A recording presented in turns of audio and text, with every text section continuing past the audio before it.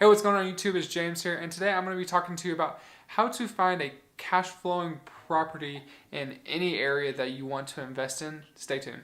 Alright guys, the very first thing that you're going to want to do is get set up with an automatic email listing from a real estate agent inside of whatever market that you're wanting to invest in. For me, Indianapolis, Indiana, Memphis, Tennessee, Oklahoma City, the surrounding areas. And with these steps I'm going to be teaching you, it's going to be very clear on if the market that you're going into is going to be, just call it a cash cow. So all you have to do to get set up with an automatic email listing is Google them. Google real estate agents in the area that you're wanting to invest in. Google real estate agents, Memphis, Tennessee. It'll pop up. It'll pop up the best real estate agents, how many deals that they're doing, their Yelp reviews. I suggest calling these real estate agents and kind of personally interviewing them, asking them if they're real estate friendly or real estate investor friendly. Find out if they deal with real estate investors often, because I will tell you if they're real estate investor friendly or not. And once you find that out, you just tell them like, hey, I'm a real estate investor. I'm looking to invest in your area. Is it possible that we could get set up for automatic email listing so I can just receive properties in my emails? You know what they're going to say? Sure. You're going to want to get set up with 2 to 3 real estate agents inside that area that you're wanting to invest in. Just because sometimes emails from different places will come in at different times, and you're going to want to get these really quick and run these numbers very quickly so you can act on these properties. Get your real estate agent out to the property and take some videos, take some pictures of the property, talk to the seller's agent, and kind of get a feel for if they can go lower than what they're asking for, or if they're kind of stuck, or maybe my last property that I tried to make an offer on, they told us within an hour or two if they had multiple offers or not. Kind of looping back around. So whenever you're talking to the real estate agent who set up the email listing, is you're going to want to tell them the criteria that you want. Your purchase price, how many beds, how many baths, how many square feet. All that stuff you need to know before you actually even contact these real estate agents, because they're going to want to know what to set you up with. If you don't know this answer to these questions, they're not going to look at you as seriously as they would if you already knew these answers. And don't let those answers either stop you from contacting these real estate agents, because it's not that hard to figure out what your purchase price is.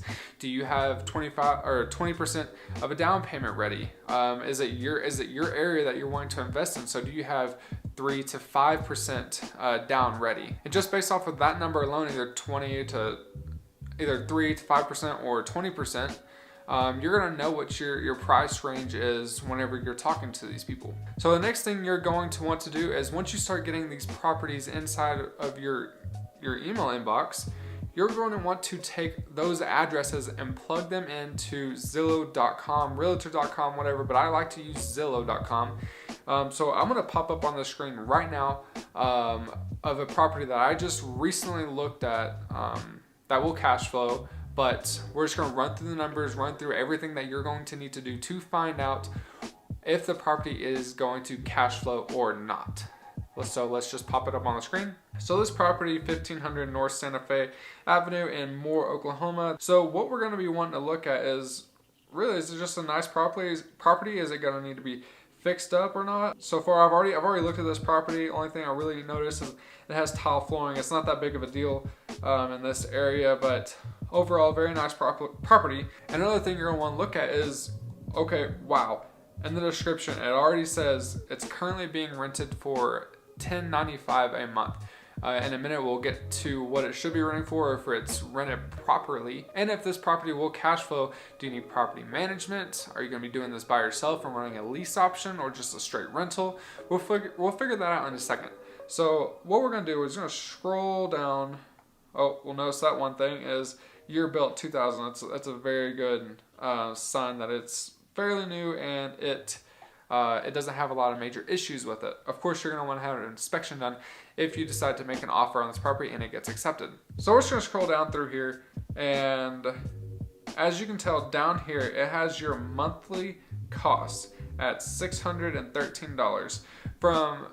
From the properties that I've dealt with in the past, it kind of goes between $20 to $30 it's off. So it's very, very accurate. Hey guys, if you're taking some sort of value out of this this video, can you please just drop a like and a subscribe down below? It really does help out the channel. It helps me reach a much bigger audience. That way I can help people achieve their financial freedom through real estate investing.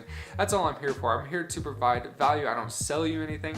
I'm just here to provide value to you so you can help yourself in creating financial freedom. Thanks, guys. So to kind of mess with the numbers a little bit, you can touch this little drop down arrow and it'll come up with the home price right here.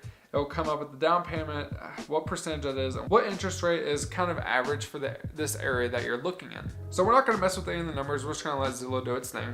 And for right now, if you had 20%, $24,000, your estimated monthly cost, give or take $20 to $30, will be $613. So after you've figured out that number, you're going to want to go over to Rent-O-Meter.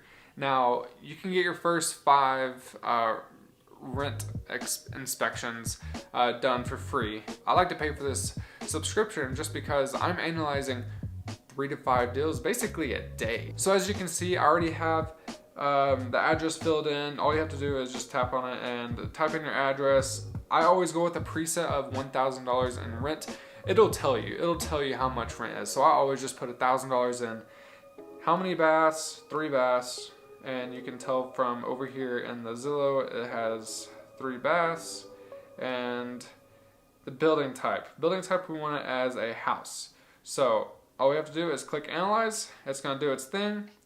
And it's gonna pop up that the average for this area is $1,045. This property is renting barely above what the average is. If you remember, this property it's renting for, I think it was $10.95. Let's scroll back up. It is, yep, $10.95, and it is current leases until June. So even if you get in there and they do decide to leave in June, you got 3 months of cash flow coming in. Now I'm gonna help you analyze the numbers right now. We're just gonna do the average. So over here on our whiteboard, we're gonna do the PITI of this property equaled, what was it? It was $600 and $13 a month. Rent, whoa, that was bad. Rent, it was, for right now, we're just gonna do the average, not what it's renting for as of right now. We are going to do $1,045 a month. Now, some of you will be like, oh my gosh, that's amazing cash flow. If you're doing a lease option like I teach on this channel, it's great because you don't have any property management, you don't have any repairs, you really just get the cash flow, and that's basically it. Yeah, you take 10% out for vacancy, but let's just go through this. So what you're gonna wanna do is you're gonna do repairs, vacancy, and property management. So as a rule of thumb, you always take 10% gross rent. So in that case, this is the gross right here, your rent. And so 10% of repairs, that is $104 a month. Vacancy, you can kind of mess with that. I like to do 8% for vacancy. And the 8% vacancy comes out to $83 a month. And then your property management, that's also typically 10%. So it's another $104 a month. So now let's add everything up. So this comes out to $291 in expenses a month. What you're gonna wanna do now is you're gonna take your rent minus basically your mortgage. It's just considered your mortgage. And this is your mortgage right here, the $613. And you're gonna minus your rent minus that. So that comes out to $432 a month, right? So now we're gonna subtract everything we have to deduct for expenses for repairs, vacancy, and property management. So it's gonna be this $432 minus this number right here. And what you are left with in your pocket after everything is paid, you are left with $141 every single month. That's if you go down the straight rental side. Now that's not awful. I've definitely seen a lot worse, and people have taken a lot worse. But as it stands, this really doesn't meet my criteria, because at the end of the day, I want to be taking home $300-400 in pure cash flow in my pocket every single month. How do we get to that?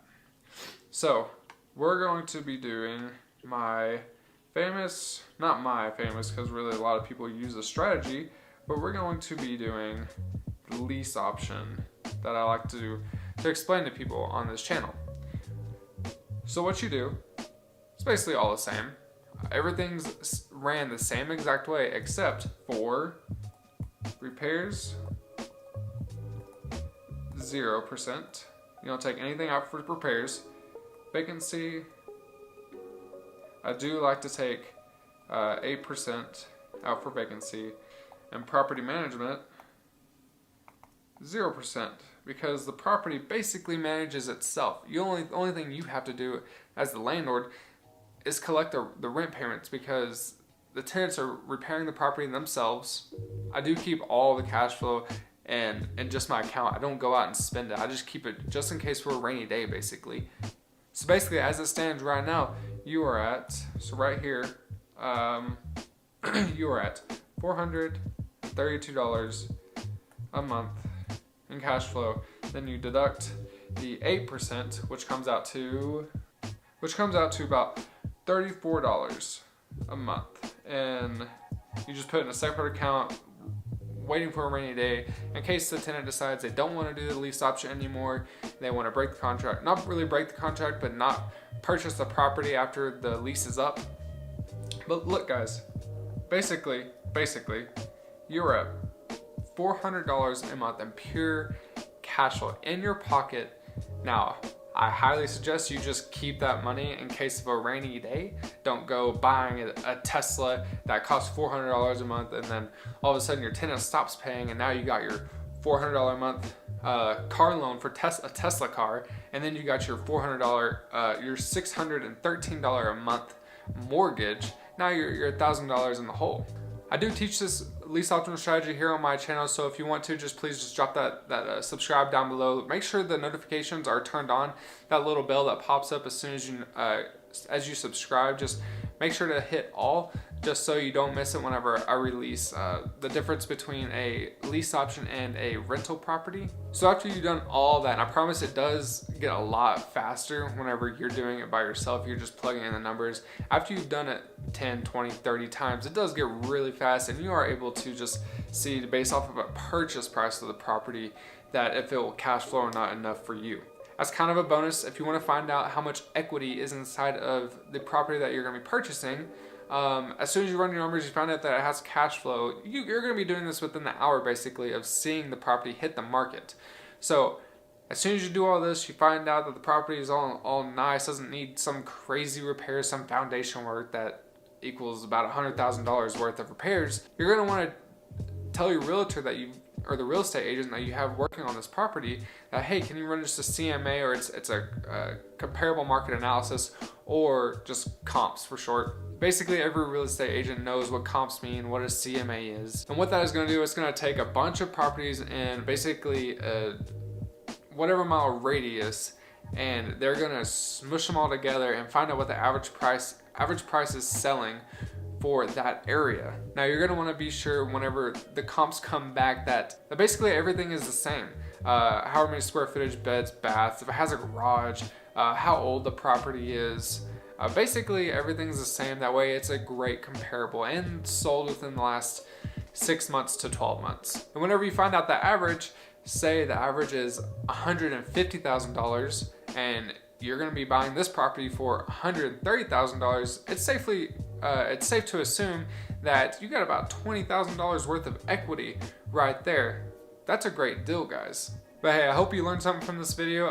If you have a question, really, just drop it in the comments down below, and I'll happily answer it for you. And if I don't have the answer, I will happily find that out for you. But until next time, guys, I'm out. See ya.